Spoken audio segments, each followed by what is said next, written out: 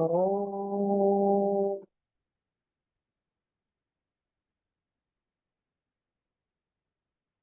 oh,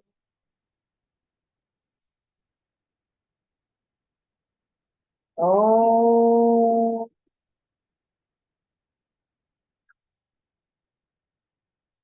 Guru Brahma, Guru Vishnu, Guru Devo Maheswara, Guru Sakshat Param Brahma, Tasmai Sri Gurave Namah. Namaskaram, Master. Namaskaram, Master EK. Namaskaram, Master MN. Namaskaram, Master VPS. Namaskaram, Master CVV. Namaskaram, Master CVV. Namaskaram, Master CVV. Namaskaram, Master CVV to your lotus. Master CVV, Namaskaram to your lotus. Master.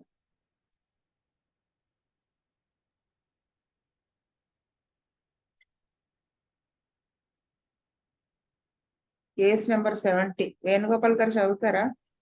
Vasudev andi. Case number 70. A lady aged about 49 years came to our dispensary with the following complaints. She suffered from frequent angines. She was operated for tonsils and nasal polyps. Her mother died when she was 4 years. Her father was in war. After his return, also he never cared for his child. So she was living with her grandparents until she was of 10 years. Then she was sent away to other people when she had many difficulties. She got chickenpox at the age of 10 years. She often suffered from indigestion and vomiting. She was quite sad and introvert in childhood. She did not play with the other children. She used to keep to herself. Attained menarche at the age of 14 years. She was not informed about this and hence she was anxious when she had it. It was not painful. It was almost regular. She got married at the age of 22 years. She had 2 children. Both the deliveries were normal. During the second delivery, the baby was taken by pulling because it could not come out. She was good with her husband for some years. Then trouble started with him. He divorced and left her in 1979. She had to live alone with her children. She started to get nervous and anxious since 1977. She underwent psychotherapy also. Since 1978, she had allergy in her eyes, throat, bronchus, even now. She was suffering from hay fever in spring and taken pills. She had been suffering from colitis since she started to get nervous and anxious. She had been suffering from this since 1977, with her daughter was born. It was better after psychotherapy. Sometimes she used to suffer from it very much. She used to suffer from diarrhea every year. She was thin until she was 15 years. From 15th year, she became normal. But since her husband left her, she gained weight. In the evening, she used too much beyond control. Since 87, she started to suffer from stiffness of fingers of both the hands. She had also pains in the joints of shoulders, elbows, and wrists. She gets more pain in these joints early in the morning.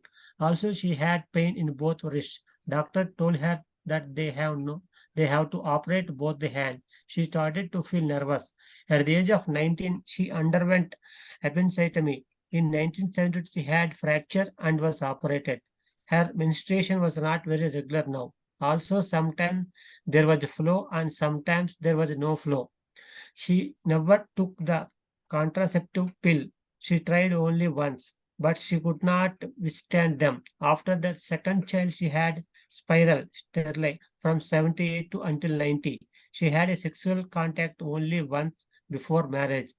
After she got divorced, she had sexual contact 4 or 5 times. Her appetite was often too much, especially in the evening. Also, she feels more hunger when she was ill. Bowels were regular, but often suffers with diarrhea. Normally, she had to pass twice or thrice every day. During sleep, she wakes up suddenly with startling and becomes anxious. Then she feels uneasy and she walks into garden and then only she can sleep again. It was worse when she was alone at home. Her memory was very good.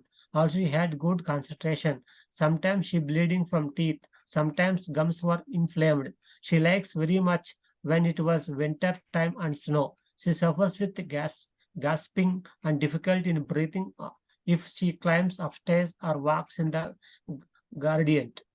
She gets nausea and headache. Very often she suffers from bronchitis. Last year in autumn, she suffered from it for many weeks. On 16th May 1994, Dr. E. Anantakrishna prescribed Laxis 201 dose. On 16th June, he prescribed Calcarea Carb 201 dose. On 16th August, he repeated the dose. On 16th October, he administered another dose of Calcarea Carb 200. On 6th January 95, Bujjigaru prescribed Conium 33 doses with 2 months gap. On 9th April, Bujjigaru prescribed Dulcamar 201 dose. On 26th August, Dr. E. Anantakrishna prescribed X-ray 31 dose. On 25th September, he prescribed Cefilnum 201 dose. On 25th October, he prescribed Causticum 201 dose. On 25th December, he prescribed Cefilnum 201 dose. On 17th January 1996, he prescribed Ignitia 201 dose. On 25th February, he prescribed Causticum 201 dose. On 17th April, Bujjigaru prescribed Calibake 31 dose. On 25th April, he complained about sciatica pain on left side, which was very severe. It started after doing exercise. Bujjigaru prescribed Colicin 201 dose. On 30th April, Dr. E. Anantakrishna prescribed Laxis 201 dose. On 6th May, Bujjigaru prescribed the dose. On 10th May, he prescribed Spizelia 201 dose. On 23rd May, Dr. E. Anantakrishna prescribed Causticum 32 dose with a 10 days gap. On 20th June, he prescribed Causticum 201 dose. On 4th July, he prescribed China 31 dose. On 25th July, he prescribed China 201 dose. On 1st August, he prescribed Ignitia 101 dose. On 10th August, he prescribed Cupermet 31 dose. On 21st August, he prescribed Iosamus 101 dose. After 1 week, he prescribed Paristella 31 dose. In November, he prescribed Tuja 201 dose. On 26th December, he prescribed China 201 dose. On 28th December, Bujjigaru prescribed Ignitia 201 dose. On 7th January 97, Bujjigaru prescribed Bryonia 201 dose. On 10th January, he prescribed Laxis 201 dose. On 14th January, he prescribed Coffea 101 dose. On 22nd January, he prescribed Arsenicol 201 dose. After 4 days, he prescribed China 31 dose. On 29th January, he repeated the dose. On 30th January, he prescribed Ignitia 201 dose.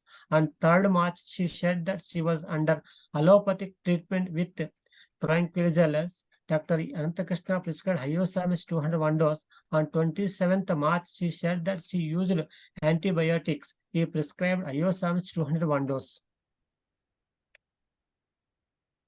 Vasudev. ఈ case Venugopal గారు ఎవరైనా system మీద ఉన్నారా? అంటే మీరే scroll చేసుకుంటూ ఉంటారా నేను కేసు ఎక్స్ప్లెయిన్ చేసేటప్పుడు? ఓకే అండి, సిస్టమ్ లో ఉన్నాను. అయితే నేను మిమ్మల్ని పోస్ట్ చేయాలి కదా, పోస్ట్ గారు అడ్మిన్ చేయాలా? అంతేగా? ఓకే, చేయండి. చేస్తాను.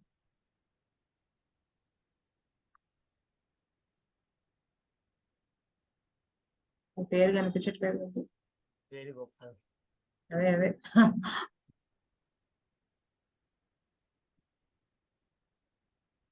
కో-హోస్ట్ కదా, మేక్ కో-హోస్ట్.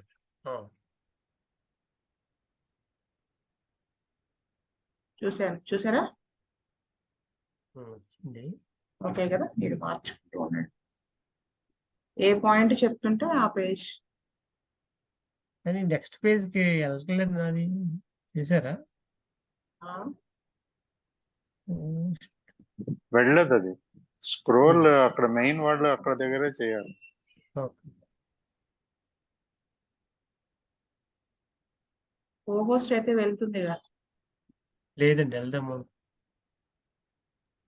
సరే. స్క్రీన్ ఇది ఉంటే అప్పుడు అవుతుంది. స్క్రీన్ వ్యూవర్ అని ఒక ఇది ఉంటుంది యాప్, అది డౌన్లోడ్ చేసుకుంటే. టైం కిల్ అవుతుంది. ఓకే. వస్తేవా నేచర్ ఆఫ్ ద డిసీజ్ నేను చెప్తున్నాను చూడండి. 49 years ఏజ్ లేడీకి. సెకండ్ పాయింట్ లో her mother died when she was of 4 years. అంటే ఫాదర్ అంటే మదర్ చనిపోయింది 4 సంవత్సరాలప్పుడు. ఫాదర్ ఏమో వార్లో ఉన్నా రిటర్న్ వచ్చినా గానీ ఆ చైల్డ్ మీద అంత కన్సర్న్ చూపించలేదు. తన గ్రాండ్ పేరెంట్స్ దగ్గర పెరిగింది 10 years ఏజ్ దాకా. అంటే సో చిన్నతనంలోనే తనకి షీ మిస్డ్ పేరెంట్స్ లవ్. అదే మళ్ళీ అదే పాయింట్ లో ఏం చెప్పారు, then she was sent away to other people when she had many difficulties. అంటే గ్రాండ్ పేరెంట్స్ దగ్గర ఉంటుండగా మళ్ళీ వేరే ప్లేస్ కి వెళ్లాల్సి రావడం, అది కూడా 10 years ఏజ్ లో, అంటే చిన్న వయసులోనే. ఇది కూడా ఒక మెంటల్ డిస్టర్బెన్సే, కానీ అక్కడ కూడా కష్టాలు ఫేస్ చేయడం. షీ హ్యాడ్ మెనీ డిఫికల్టీస్ అని చెప్పారు కదా, అన్ని ఆ చిన్న వయసులోనే జరిగాయి. తర్వాత నెక్స్ట్ జరిగిన తన ఇన్సిడెంట్ ఏంటంటే చికెన్ పాక్స్ వచ్చింది తనకి 10 years అప్పుడు. ఫోర్త్ పాయింట్ లో చెప్పారు ఏమని అంటే, సెకండ్ పాయింట్ లో తను తన మెంటల్ గా డిస్టర్బ్ అయింది, అది మైండ్ మీద పడింది అనేది మనకి ఇక్కడ ఎలా తెలుస్తుంది అంటే ఫోర్త్ పాయింట్ ని కొరిలేట్ చేసుకుంటే తెలుస్తుంది. వాళ్ళు ఏం చెప్పారు, she was quite sad and introvert in childhood. She did not play with other children, she use to keep హెర్సెల్ఫ్. అంటే ఆడతా పడతా ఉండాల్సిన వయసులో తను అలా ఉంది అంటే తను డిప్రెస్డ్ గా ఉంది అనేది మనకు అర్థమవుతుంది. అది అంటే ఆ డిస్టర్బెన్స్ ఆఫ్ మైండ్, చిన్నతనంలో జరిగిన ఇన్సిడెంట్స్ అవన్నీ కూడా ఈ మెంటాలిటీలోకి లీడ్ చేసింది అనిపిస్తుంది. అక్కడి నుంచి ఆ డిప్రెస్డ్ గా ఉన్నది ఫిజికల్ లెవెల్లోకి స్టార్ట్ అయింది. దానివల్ల ఏం consequence, she often suffered from indigestion and vomitings. ఇంకా తన మైండ్ మనకి ఇలా తన ఉన్న సిచ్యువేషన్ ఎలా ఉంది అనేది మనకి తెలుస్తుంది అనమాట. ఇంకా ఎలా ఉంది అనేది తెలుస్తుంది అంటే, ఇంకా డిస్టర్బ్డ్ గా అయింది అని ఎలా తెలుస్తుంది అంటే చూడండి, నెక్స్ట్ 5th పాయింట్ లో మెచ్యూర్ అయింది 14 years ఏజ్, కానీ అక్కడ చూడండి she was not informed about this, hence she was anxious when she had it. It was almost regular, not pain. అంటే యూజువల్ గా మెచ్యూర్ అయితే మన అనే వాళ్ళకి అంటే యూజువల్ గా మదర్ కి చెప్పుకుంటారు, కానీ తనతో కన్సర్న్ గా ఉండే వాళ్ళకి, మదర్ కాకపోయినా అలాంటి ప్రేమ ఇచ్చే వాళ్ళకి, తను ఎవరికి చెప్పకుండా అది ఏంటో జరిగింది తనకి అని కంగారు పడిపోయి ఉంటుంది. అంటే తను ఉన్న సిచ్యువేషన్ మనకు అక్కడికి అర్థమవుతుంది, తన మెంటల్ కండిషన్, తను ఉన్న ఫ్యామిలీ కండిషన్ అనేది మనకు అర్థమవుతుంది అక్కడ. ఆల్మోస్ట్ రెగ్యులర్ అన్నారు, మెన్సెస్ వాజ్ రెగ్యులర్ అనలేదు, ఆల్మోస్ట్ రెగ్యులర్. ఇది గుర్తుపెట్టుకోవాల్సిన విషయం. Next 11th point. 11th point లో మనకేం చదువుకుంటామంటే, she was thin until she was 15 years. From 15th year she became normal. Next first point వస్తే, she suffered from angines, frequent angines, operate for nasal polyps, tonsils. ఆ తర్వాత lead చేస్తుంది దీంట్లోకి అనమాట. Next 19 years age అప్పుడు appendicectomy అయిందని 13th point లో చెప్పారు. నెక్స్ట్ 6th పాయింట్ లో చెప్పారు ఏమని, got married at the age of 22 years, అంటే 1967 లో అయింది. పిల్లలు ఇద్దరు, డెలివరీస్ నార్మల్ అన్నారు. కానీ సెకండ్ డెలివరీ తర్వాత తను కొంచెం డిస్టర్బ్ అయింది, pulling because it could not came out. దీని వలన తను డిస్టర్బ్ అయినట్టుగా అనిపించడం లేదు. అంటే సెకండ్ డెలివరీ అయింది ఎప్పుడంటే 1977 అన్నట్టుగా చెప్పారు ఆవిడ. ఎలాగంటే అది 9th పాయింట్ లో ఆవిడ మెన్షన్ చేశారు, 9th పాయింట్ లో చెప్పారు. సో అది she never took contraceptive pills. She tried only once. But she could not with stand అనేది 14th పాయింట్ లో చెప్పారనమాట. After the second child she had spiral from 1978 to 1990. అంటే సెకండ్ డెలివరీ అయిన next year నుంచే ఈవిడ spiral అంటే copper tea type లో అది యూజ్ చేశారు. ఎప్పటిదాకా 45 years ఏజ్ వచ్చేదాకా 12 years ఆల్మోస్ట్. దీని వలన కొంత సైడ్ ఎఫెక్ట్ ఉంటుంది కదా. ప్లస్ అది మనకి ఎలా తెలుస్తుందంటే చూడండి, అదే పాయింట్ లో her menstruation was not regular now. అంటే ఇక్కడ మనకి 2 పాయింట్స్.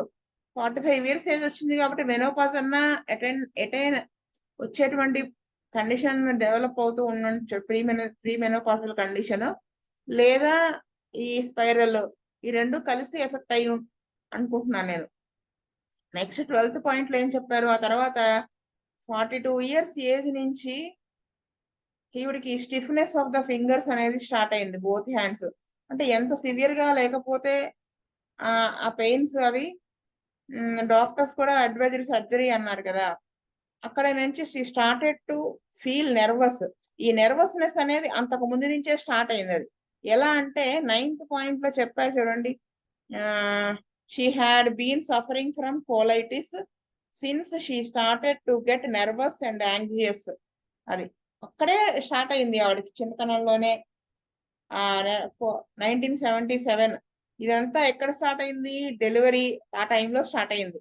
32 years ఏజ్ అక్కడ స్టార్ట్ అయింది అనమాట.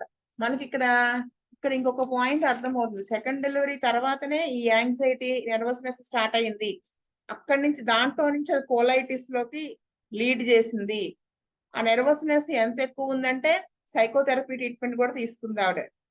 అంటే ఆ తర్వాత ఆ ట్రీట్మెంట్ తీసుకోవడం వల్ల మళ్ళీ బాడీ మీదకి వచ్చింది. అది 8th పాయింట్ లో తెలుస్తుంది. 1978 లో allergy in ice, throat, bronchus. Even now she was suffering from hey fever. దీనికి మళ్ళీ ఎక్స్ట్రా ఫ్యూయల్ అన్నట్టు ఇప్పుడు స్పైరల్ కూడా వాడటం స్టార్ట్ చేసింది 78 లో. నెక్స్ట్ 7th పాయింట్ లో మనకి ఏం చెప్తుందంటే 79 దాకా హస్బెండ్ తో హ్యాపీగానే ఉంది. 79 లో ఆయన డైవోర్స్ ఇచ్చారని చెప్పింది. 12 years బాగానే ఉన్నారు.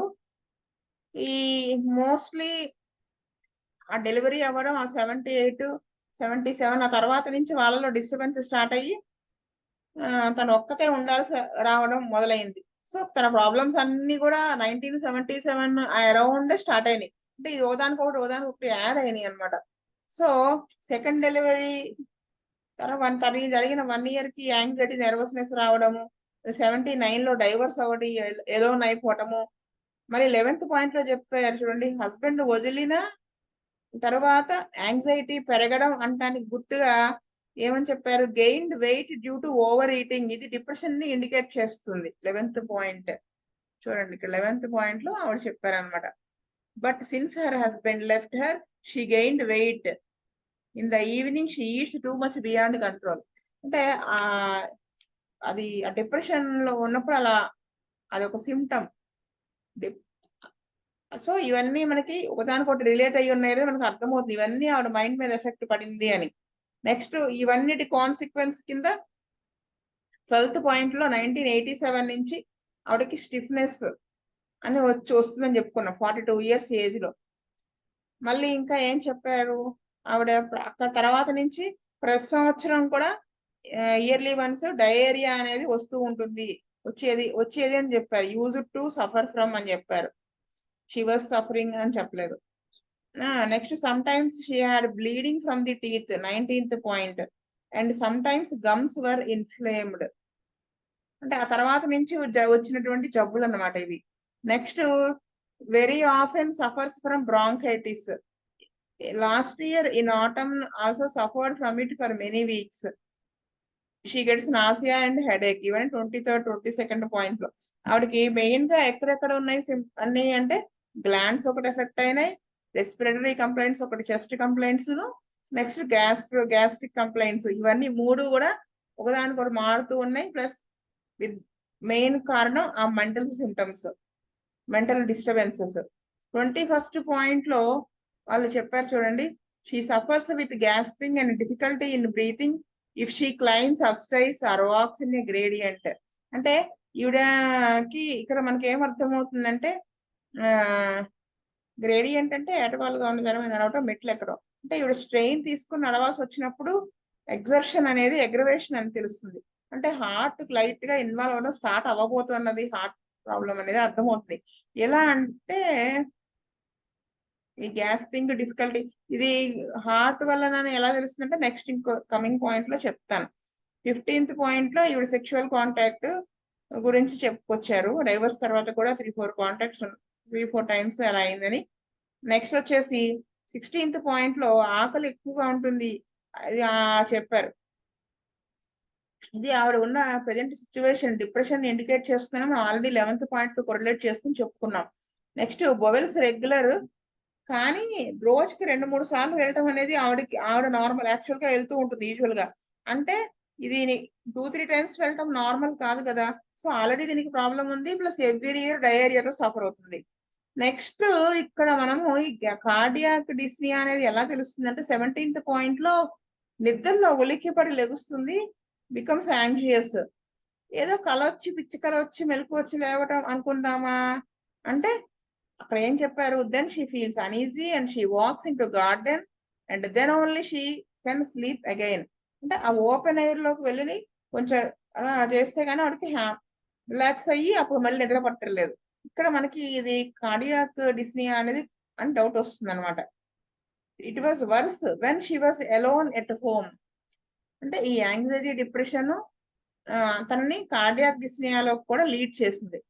నెక్స్ట్ 20th పాయింట్ లో she likes very much when it was winter time and snow. అంటే ఓవరాల్ గా మనం చూస్తే ఏమవుతుంది, చిన్నతనంలో ఆవిడకి వచ్చిన మెంటల్ ఇది అదే మదర్ చనిపోవటము, ఫాదర్ వదిలేయటము, గ్రాండ్ పేరెంట్స్ తో ఉన్న తర్వాత మళ్ళీ వేరే చోటికి పంపాల్సి రావడం, అక్కడ చాలా కష్టాలు పడటం, అక్కడి నుంచి ఆవిడకి ప్రాబ్లం స్టార్ట్ అయింది. అది నెమ్మదిగా డిప్రెషన్ లోకి వెళ్ళి అది ఇండైజెషన్ కోలైటిస్ లోకి వెళ్ళి ఆ తర్వాత మళ్ళీ మెచ్యూర్ అయిన తర్వాత యాంగ్జైటీ నెర్వస్నెస్ స్టార్ట్ అయ్యి అక్కడ తర్వాత మధ్యలో ఈ పాలిప్స్ టాన్సిల్స్ తర్వాత గ్లాండ్స్ ఎఫెక్ట్ అయ్యి తర్వాత అపెండిసెక్టమీ అయ్యి తర్వాత హస్బెండ్ తో డిస్టర్బెన్స్, దానివల్ల నెర్వస్నెస్ యాంగ్జైటీ పెరిగిపోయి తన డిప్రెషన్ లోకి వెళ్ళింది. ప్లస్ కాంట్రాసెప్టివ్స్ యూజ్ చేశారు, menopausal syndrome, next joint pains, తర్వాత లాస్ట్ లో డిస్నియాను, gums bleeding, colitis, ENT allergy, bronchitis, last లో కార్డియాక్ డిస్నియాలోకి లీడ్ అయింది కేసు. మనకి ఓవరాల్ గా చూస్తే కేసు ఇలా. అయితే ఇక్కడ మాస్టర్ గారు మందు వేశారు చూడండి.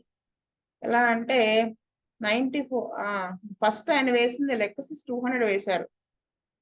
వేస్తే నేనేమనుకుంటున్నానంటే basing on present situation base చేసుకుని వేశారు. అంటే 21st పాయింట్ ఆ డిస్నియాకి సంబంధించి అదొకటి, 17th పాయింట్ ఆ నిద్రలో ఊపిరి అన్నట్టుగా లేకపోవడం, 12th పాయింట్ లో కూడా ఈ మెనోపాజ్ సిండ్రోమ్ అనుకున్నాం కదా దానికి సంబంధించి అన్నిటిని వచ్చేసి తను ఎక్కువగా ముందు ఆ డిసీజ్ ప్రోగ్రెస్ ని ఆపాలి కదా, తను ప్రజెంట్ ఎక్కువ సఫర్ అవుతున్న దాని మీద ముందు మాస్టర్ గారు లెక్సిస్ 200 వేశారు అనుకుంటున్నాను. ఆ తర్వాత ఆయన క్యాల్కేరియా కార్బ్ వేశారు. నేను అనుకుంటే ఇది కాన్స్టిట్యూషనల్ గానే వేశారు అనుకుంటున్నాను. ఎందుకంటే 4th పాయింట్ లో చెప్పారు ఉంది కదా ఆవిడగా చాలా ఇంట్రోవర్ట్ అని, సాడ్, క్వైట్, అదొకటి ఇంట్రోవర్ట్ మెయిన్. ఆ క్యాల్కేరియా కార్బ్ కూడా చెప్పుకుంటాం కదా లోపల ఎంత యాంగ్జైటీ ఫీల్ అవుతున్నా బయటికి వాడు గుమ్మనంగా ఉంటాడు అని చెప్పి అదొకటి. అది దేంట్లోకి లీడ్ చేస్తుంది, యాంగ్జైటీలోకి, నెర్వస్నెస్ లీడ్ చేస్తుంది. తర్వాత ఏమేమి ఎఫెక్ట్ అయినాయి, ఆ చిన్నతనంలోనే ఎఫెక్ట్ అయినాయి కదా, ఇండైజెషన్, డయేరియా అని, కోలైటిస్ అని, ఇలాగా ప్రాబ్లమ్స్ వచ్చాయి. నెక్స్ట్ 11th పాయింట్ లో చూడండి వెయిట్ గెయిన్ చేయడం ఒకటి, అదొకటి. నెక్స్ట్ వచ్చేసి మనము ఆల్రెడీ టేబులర్ ఫామ్ వేసుకున్నాం కదా క్యాల్కేరియా కార్బ్. ఇవాళ ఒక 5 నిమిషాలు పడుతుంది కానీ మనం టైం స్పెండ్ చేయడం safe. Physical symptoms of calcarea carb లో కూడా కొన్ని పాయింట్స్ దీంతో కలుస్తాయి అన్నమాట. మనం ఒకసారి మీరు చదువుకుంటే ఒకసారి అర్థమవుతుంది. ఈ ఈఎన్టీ ప్రాబ్లమ్స్ ఇవన్నీ ఇచ్చారు దాంట్లో, టాన్సిల్స్ ఇవన్నీ కూడా దాని గురించి, వీక్ డైజెషన్ అని అవన్నీ ఇచ్చారు. సో మనకి అంటే ఆవిడ మెంటల్ సిమ్టమ్స్, ఫిజికల్ అపీరెన్స్, అవి ఏమేమి ఎఫెక్ట్ అయిన పార్ట్స్ ఇవన్నీ క్యాల్కేరియా కార్బ్ లా కనిపిస్తుంది. బయటికి ఆవిడ ఏమి ఎక్స్ప్రెస్ చేయకుండా ఉండటం. నెక్స్ట్ వచ్చేసి weak heart, asthma, weak chest, threatening to tuberculosis అని దాంట్లో ఇచ్చారు మనం రాసుకున్న టేబుల్ ఫామ్ లో. సో ఎగ్జర్షన్ అగ్రవేషన్ ఇది కూడా ఉంటుంది క్యాల్కేరియాలో. Evening hunger, joint pains 6th and 8th point లో ఇవన్నీ కూడా క్యాల్కేరియా కార్బ్ లాగా కనిపించి వేస్తుంటారని నేను అనుకుంటున్నాను. మెంటల్ సిమ్టమ్స్ కూడా దాంట్లో సరిపోతున్నాయి. అయితే నెక్స్ట్ మళ్ళీ మాస్టర్ గారు క్యాల్కేరియా కార్బే వేశారు. తర్వాత బుజ్జి గారు వేశారు చూడండి, కోనియం 30 వేశారు. నేనేమనుకుంటున్నానంటే 3 doses వేశారు 2 months గ్యాప్ తో. బహుశా కంప్లైంట్స్ ఈ కోనియం వేయడానికి కారణం after prolonged mental suffering related to stiffness of the hands అవన్నీ ఉన్నాయి కదా, దానికోసం వేసుంటారని అనుకుంటున్నాను. కోనియంలో ప్రొలాంగ్డ్ మెంటల్ సఫరింగ్ తర్వాత వచ్చేటువంటి ఎఫెక్ట్స్ లో పనిచేస్తుంది. అంటే ఆల్రెడీ కాన్స్టిట్యూషనల్ గా వేశారు, ఈవిడికి ఫిజికల్ సఫరింగ్ ఎక్కువగా ఉండడంతో సపోర్టింగ్ డ్రగ్ కింద ఉంటుంది అన్నట్టుగా వేశారేమో అనుకుంటున్నాను. అంటే ఎందుకు అంత ఫిజికల్ వేయాల్సి వచ్చిందంటే ఆవిడ సివియారిటీ మనకు బాగా తెలుస్తుంది. ఆ స్టిఫ్నెస్ ఆఫ్ ద జాయింట్స్ వాళ్ళు ఆపరేషన్ చేయాలి అన్నారు అంటే మనకు అక్కడ తెలుస్తుంది కదా. అందుకనే ఈయన ఫిజికల్ బేస్ మీదనే వేశారంటానికి ఎలా తెలుస్తుంది అంటే 30 వేశారు, ఫ్రీక్వెంట్ గా వేశారు. నెక్స్ట్ వచ్చేసి డల్కమెరా పడింది బుజ్జి గారు వేస్తే. అంటే అది ఏదన్నా కోల్డ్ లాంటివి ఏమైనా వస్తే వేసుంటారు. ఎక్స్రే అయితే నాకు అర్థం కాలేదు. నెక్స్ట్ సిఫిలం మాత్రం క్రానిక్ టు క్యాల్కేరియా కార్బ్ వేశారు. మెంటాలిటీ కూడా అంతే కదా, ఇంట్రోవర్ట్, సాడ్ ఇవన్నీ ఉన్నాయి. Plus glands effect, bones effect అయినాయి. కోల్డ్ అగ్రవేషన్ 19th పాయింట్ లో ఉంది. 19th పాయింట్ ఇవన్నీ బేస్ చేసుకుని సిఫిలం వేసుంటారని నేను అనుకున్నాను. అయితే ఈ విధంగా కాన్స్టిట్యూషన్ ట్రీట్మెంట్ ఇస్తున్నప్పుడు ఇవన్నీ కూడా డిఫార్మిటీ అనేది స్టార్ట్ అయింది కదా, కాబట్టి వాళ్ళు స్టిఫ్నెస్ ఆఫ్ ద జాయింట్స్ కి సర్జరీ చేస్తామన్నారు. అందుకని బహుశా పైనుంచి మందు వేసినప్పుడు స్టిఫ్నెస్ ఆఫ్ ద జాయింట్స్ అవి సివియర్ అయిపోయి ఉంటాయేమో అనుకుంటున్నాను ఫిజికల్ లోకి దిగినప్పుడు. అందుకని మాస్టర్ గారు కాస్టికం వేయాల్సి వచ్చిందేమో అని అనుకుంటున్నాను నేను. అయితే మళ్ళీ సిఫిల్లం వేశారు. సో ఇలా ఆయన జాగ్రత్తగా దాన్ని ట్రీట్ చేసుకుంటూ వచ్చారు. అది మనకి ఎలా కన్ఫర్మ్ అవుతుందంటే ఫిజికల్ లెవెల్లో ఎక్కువగా ఉంది అనేది బుజ్జి గారు కూడా తర్వాత ఏప్రిల్లో కోలోసిన్ 200 వేశారు. అంటే లెఫ్ట్ సైడెడ్ సయాటికా ఇవన్నీ ఉన్నాయని చెప్పి. సో ఇవన్నీ మనకి ఏమర్థం అవుతుందంటే పైన మందు వేసినప్పుడు ఫిజికల్ లెవెల్లో దిగినప్పుడు ఆయన వేశారేమో అని అనిపించింది.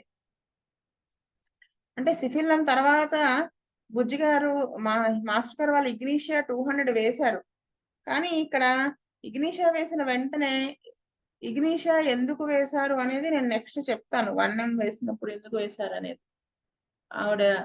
అయితే వేసిన వెంటనే ఈవిడికి కాస్టికము లేకపోతే మళ్ళీ జలుబు చేసేసి మళ్ళీ కోలోసిన్ ఇవన్నీ పడుకోవాల్సి వచ్చినాయి. వీటికి మందేస్తే మళ్ళీ లెక్కసిస్ ఇవన్నీ వేయాల్సి వచ్చింది. అంటే లెక్కసిస్ లెఫ్ట్ సైడెడ్ అని వేసుంటారు, ప్లస్ ఇంకేమైనా డిస్నియా కానీ ఏమైనా అగ్రవేట్ అయిందేమో. మళ్ళీ స్పైలీరియా వేశారు, లెక్సిస్ తో బెటర్మెంట్ రాలేదని. మళ్ళీ కాస్టికంలోకి అంటే ఫిజికల్ సఫరింగ్ ఎక్కువ అవుతోంది కాన్స్టిట్యూషనల్ గా వేసినప్పుడు. సో ఇవన్నీ ఫిజికల్ బేస్ మీద వేశారు, కాస్టికం, స్పైలీరియా, లెక్సిస్ ఇవన్నీ. తర్వాత ఇగ్నిషియా 1M వేశారంటే నేను అనుకోవడం చిన్నప్పటి కాజేషన్ ఉంది కదా, వాళ్ళ మదర్ తో ఇదైపోవటము ఇవన్నీ ఉన్నాయి కదా, ఫాదర్ పట్టించుకోకపోవటం. నెక్స్ట్ వచ్చేసి ఇది తర్వాత వాళ్ళ చాలా కష్టాలు పడటం, దీన్ని బేస్ చేసుకుని ఆయన ఇగ్నిషియా 1M వేశారేమో. ముందు 200 వేశారు, తర్వాత మధ్యలో చాలా డ్రగ్స్ పడినాయని 1M వేసుంటారు. కానీ అంత రిలీఫ్ వచ్చి ఉండదేమో. క్యూప్రోమెట్ 30 వేశారు మళ్ళీ, సివియర్ పెయిన్స్ ఎక్కువ అవటం వల్ల.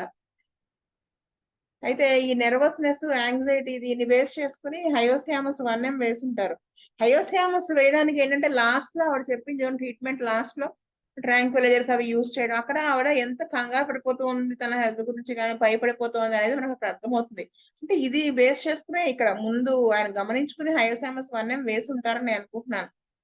సో దీని క్రానిక్ గానే తూజా వేసుంటారు, అది ఆ సెక్స్ అవన్నీ సైకోటిక్ నేచర్ ఉంది కదా. అయితే అది వేసిన తర్వాతనే నెక్స్ట్ మనకి ఇగ్నీషియా 200 లెవెల్లో వేసినప్పుడు మళ్ళీ కాన్సన్ట్రేషన్ లెవెల్ లో లెవెల్ నుంచి 1M వేసేటప్పటికి అన్ని ఇలా వచ్చినాయి, మళ్ళీ 200 వేసుంటారు అనుకుంటున్నాను. ఆ తర్వాత కూడా మళ్ళీ కొన్ని అక్యూట్స్ వచ్చాయి. కానీ ఈసారి విఘ్నేష వేసిన తర్వాత 1 మంత్ కి కానీ మళ్ళీ రిపీట్ చేయాల్సిన అవసరం రాలేదు.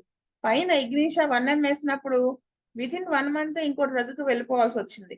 కానీ ఫస్ట్ 200 వేసి తర్వాత పూజ తర్వాత వేసిన ఇగ్నిషియా 200 ఫస్ట్ టైం వేసింది. సెకండ్ టైం వేసిన దానికి మధ్యలో 1 మంత్ గ్యాప్ వచ్చింది. ఈ మధ్యలో కాఫీయా ఇవన్నీ కూడా ఎక్యూట్స్ లోనే వేసుంటారు అనుకుంటున్నాను. ఆ తర్వాత ఆవిడకి హయోసామస్ ఎందుకు వేసుంటారంటే ఈ కంగారు ఇవన్నీ చూసి ఆ ట్రాంక్యులైజర్స్ వాడటము అది వేసుంటారు. కానీ ఆ తర్వాత ఆవిడ మందు మానేశారు. అంటే ఈ నాకేమర్థమైందంటే ఒక్కొక్కసారి కేసులో మాస్టర్ గారు చెప్తారు కదా, బోర్డర్ లైన్ లో ఉన్నప్పుడు ఫిజికల్ గా బాగా డిస్టర్బ్డ్ గా ఉన్నప్పుడు సో మెనీ సప్రెషన్స్ అవి ఉన్నప్పుడు కాన్స్టిట్యూషన్ డ్రగ్ వేస్తే ఫిజికల్ లెవెల్లోకి అది దిగుతుంది. కానీ అప్పుడు ఫిజికల్ లెవెల్లో సఫర్ అవ్వడం తప్ప మరో మార్గం ఉండదు. అది పేషెంట్ మనం ఎక్స్ప్లెయిన్ చేసి ఓర్చుకోమని చెప్పాలి. మరీ అవసరమైతే ఫిజికల్ లెవెల్లో డ్రగ్ వేయాలి అని చెప్తారు. అప్పుడు అలా చాలా 2-3 ఇయర్స్ ట్రీట్మెంట్ జరిగితే తప్ప ఒక దారిలోకి రాదు అని చెప్తారు కదా, అటువంటి కేసు అయి ఉంటుంది. ఎందుకంటే ఇది చదువుతుంటే నాకు ఒక కేసు గుర్తొచ్చింది. బుజ్జి గారి దగ్గర ఉన్నప్పుడు ఆల్రెడీ ఇది బుజ్జి గారు ట్రీట్ చేసిన కేసుల్లో టైప్ చేసాం. సోరియాసిస్ తో ఒక మేలో ఫీమేలో పేషెంట్ వస్తే సోరియాసిస్ తో ఎనకార్డియం వేశారు. బెటర్మెంట్ వచ్చింది. కానీ ఆ సైకోటిక్ నేచర్ వాటి వల్ల ఏదైనా ఎక్యూట్ రావడం, ఈవిడ అలోపతికి ఈ పేషెంట్ అలోపతికి వెళ్ళిపోవటం, అది దేంట్లోకి లీడ్ చేసిందంటే లాస్ట్ కి హార్ట్ ఇలాంటివన్నీ ఇన్వాల్వ్ అయిపోయి అసలు చాలా గందరగోళం అయిపోయింది కేసు. పాపం చావు బతుకుల మధ్యకి వెళ్ళిపోయారు ఆవిడ ఆయన. అది నాకు గుర్తొచ్చింది. అంటే బహుశా ఇవి కంప్లీట్ చేసి ఉంటారు, మధ్యలో డిస్కంటిన్యూ చేసేసారు కేసు. నాకు అర్థమైంది అయితే ఇంతే. వాస్తవ మన్మోహన్ గారు. వాసుదేవ్ అండి. లత గారు. అరుణక్క. రాజశేఖర్. వాస్తవ మేడం. స్వస్తి ప్రజాభ్య పరిపాలయంతాం న్యాయేన మార్గేణ మహిం మహిష గోబ్రాహ్మణేభ్య సోమస్తు నిత్యం లోకా సమస్తా సుఖినో భవంతు. లోకా సమస్తా సుఖినో భవంతు. లోకా సమస్తా సుఖినో భవంతు. లోకా సమస్తా సుఖినో భవంతు. ఓం శాంతి శాంతి శాంతి. వాసుదేవ వాసుదేవ వాసుదేవ